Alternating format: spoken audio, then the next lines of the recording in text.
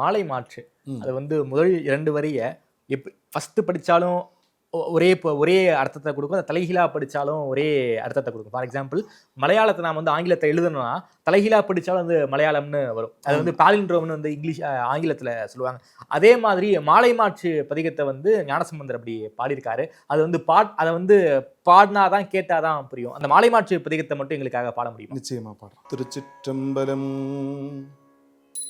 யாமாமானி யாமாமா யாமாமானி யாமாமா யாழி காணா காணாக்கா யாமாமானி யாமாமா யாழி காமா காணாக்கா காணா காமா காழியா மாமாயானி மாமாயா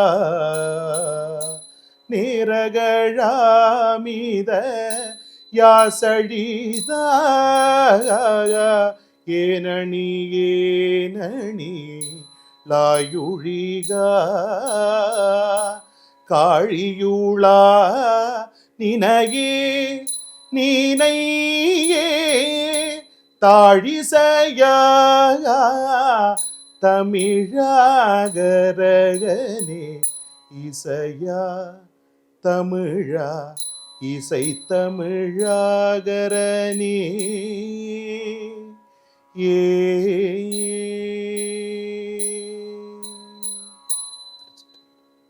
குறிப்பாக இந்த மாதிரியான விஷயங்களை வந்து சீர்காழி பதிகத்துல தான் வந்து ஞானசம்பந்தர் பாடியிருக்காரு.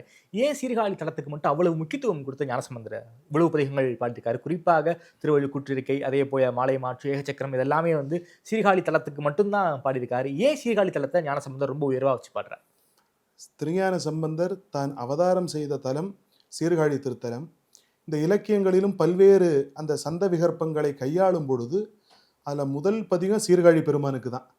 முதல்ல அந்த திருத்தலத்திலே அந்த இலக்கண யாப்பை பயன்படுத்திய பிறகுதான் மற்ற திருத்தலங்களுக்கு அந்த ஈரடி மேல் வைப்பாகட்டும், 4 அடி மேல் வைப்பு, சக்கரமாற்று, மாலை மாற்று போன்ற பல்வேறு அந்த யாப்பு இலக்கண வகைகள் முதல்ல, அதாவது பெருமான் தன்னுடைய சொந்த பெருமான், தனக்கு ஞானம் கொடுத்த பெருமான், தனக்கு ஞானப்பாறை உமாதேவியாரை கொண்டு கொடுக்க செய்த பெருமான் அந்த சீர்காழி திருத்தலத்திலே இருக்கக்கூடிய திருநிலை நாயகி உடனுரை பிரம்மபுரீஸ்வர பெருமானை வணங்கிய பிறகு